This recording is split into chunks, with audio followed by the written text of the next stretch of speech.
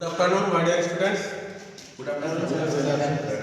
তো ইলেকট্রিসিয়ান ট্রেডের খুব গুরুত্বপূর্ণ একটা মেটেরিয়াল, সেটার নাম হচ্ছে কন্ডাক্টর। যে কন্ডাক্টর না হলে আমরা ইলেকট্রিসিয়ান কোনো কাজই করতে পারি না।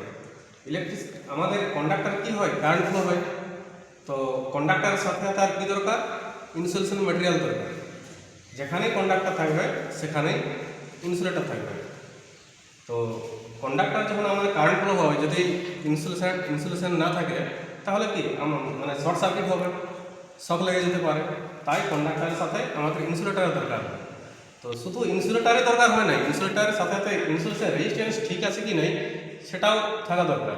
ইনসুলেশন যদি কম থাকে তাহলে কী হবে, কন্ডাক্টরের মধ্যে যদি কোনো কারেন্ট ফ্লো হয়, ইনসুলেশন কম থাকে তাহলে রেজিস্ট্যান্স কম হলে শর্ট সার্কিট হয়ে যাবে।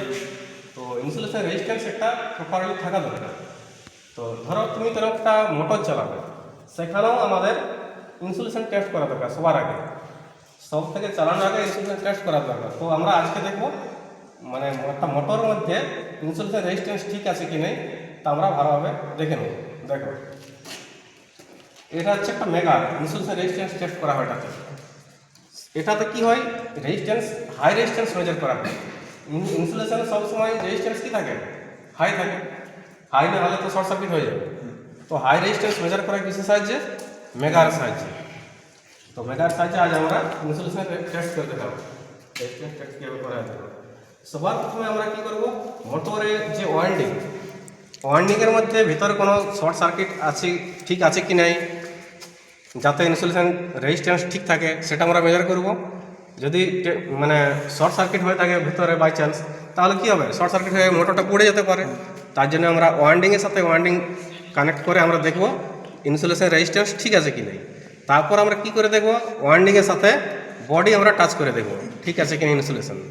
যদি ইনসুলেশন ঠিক না থাকে তাহলে কী শো করবে, মেগারে আমাদের শর্ট সার্কিট আমরা জানি রেজিস্ট্যান্স 0 হয়, আর ওপেন সার্কিট রেজিস্ট্যান্স কি হয়, ইনফিনিটিভ হয়। তো আমরা প্রথমে কি দেখব, ওয়াইন্ডিং টু ওয়াইন্ডিং টেস্ট করে দেখব রেজিস্ট্যান্স ঠিক আছে কি নাই। তাহলে কত শো করবে, ওয়াইন্ডিং টু ওয়াইন্ডিং যদি ঠিক থাকে রেজিস্ট্যান্স আমাদের ইনফিনিটিভ শো করবে, আর যদি খারাপ থাকে তাহলে 0 শো করবে। তাহলে আমরা সবার আগে টেস্ট করবো ওয়াইন্ডিং টু ওয়াইন্ডিং, তারপর আমরা টেস্ট করবো ওয়াইন্ডিং টু বডি। দেখো, ঘোরাও তুমি।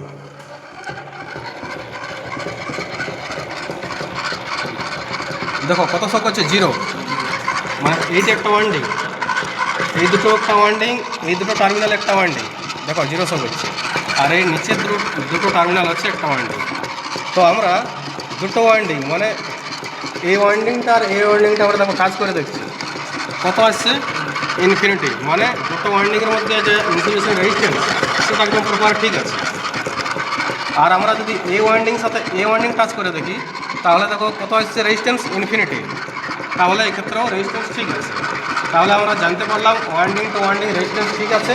এরপর আমরা দেখো ওয়াইন্ডিংয়ের সাথে বডি টাচ করে দেখো ইনফিনিটি আসছে এক্ষেত্রে, তাহলে রেজিস্ট্যান্স ঠিক আছে। তাহলে আমরা সবার আগে রেজিস্ট্যান্স ইনসুলেশন রেজিস্ট্যান্স টেস্ট করে দেখব মোটরের, তারপর আমরা মোটরের সাপ্লাই দিয়ে মোটরকে রান করব। তাহলে বুঝতে পারলে কীভাবে ইনসুলেশন রেজিস্ট্যান্স টেস্ট করা যায়। ঠিক আছে।